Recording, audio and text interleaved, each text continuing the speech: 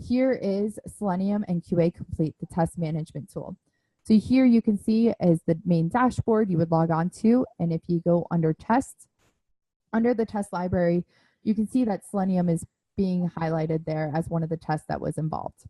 So if you actually click on the Selenium test and you edit it, you can edit it based off of various, you can see here the file name that it's an end unit test, as well as you can see that the agent is a Selenium test. So once again, just showing you that you can actually import Selenium scripts into your QAComplete test management platform. And so this is just showing you the different editing options. Once again, we can return back to the main screen that shows you all of your different tests, your manual tests, your automated tests, your SOAP UI tests, etc., all in one platform. So at the bottom there, you can see the Selenium test, and we're clicking on the test runner to actually launch the test.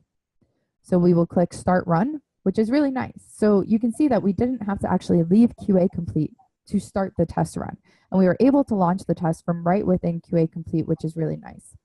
Now this Selenium test is actually, we are showing it to go to Google, and then we want it to go to Reddit, and then we want it to go to Google Maps, and then we want it to close.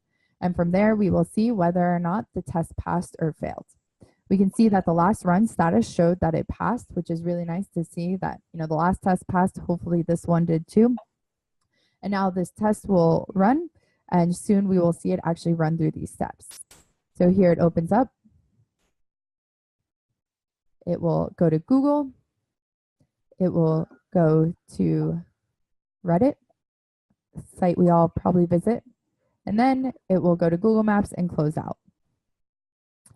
And so that is Selenium and QAComplete. And one final step I also want to talk about is actually showing, we can see an actual test log, so we can export that. We can download the log and view it and just see that the test passed and what exactly happened with our test.